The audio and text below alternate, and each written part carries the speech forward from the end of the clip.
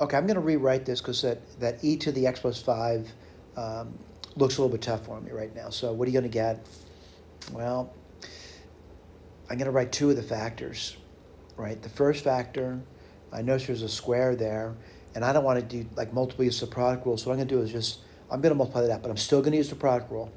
So the first factor, which is x squared plus 5, I'm going to say x squared plus 10x plus 25. I'm still going to use the product rule. I'm not taking a derivative now.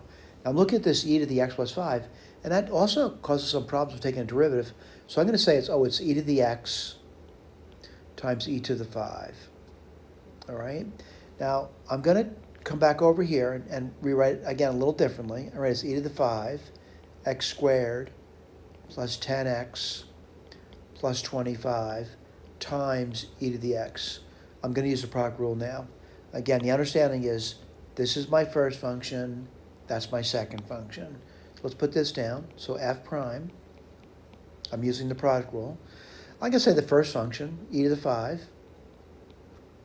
x squared plus 10x plus 25 times the derivative of the second function, which is just e to the x, plus, now it's going to be the derivative of the first function. Well, it's a constant multiple of that, so it's e to the 5th times 2x plus 10, derivative of 25 is 0, times the second function, which is e to the x. This is the derivative, but again, I'm of the opinion that simplifying it is in your interest. Let me write that down for you now. So I'm going to simplify looking at it.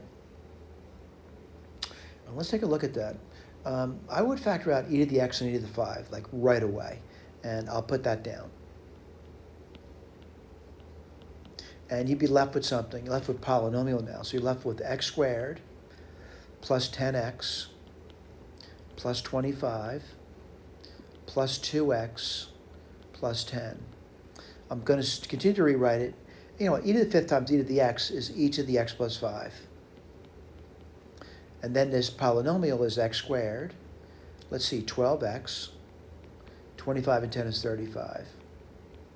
Again, not going to say it's getting any better, but it looks like it might be factorable. So x and x, the polynomial that is, e to the x plus 5. I'm going to say it looks like that's 35, by the way. I'm going to say 7 and 5. And why is that? 7 plus 5 is 35, and 7 plus 5 is 12. So I'm going to say this is the simplest form of that derivative. But again, they said use the product rule. So I'm hoping to see this somewhere. Let's take a look if I see it. And you know what? They took the e to the 5th and they just factored out from those two terms. That's fine. So let's take a look at it. 2x plus 10, e to the x. I do see that.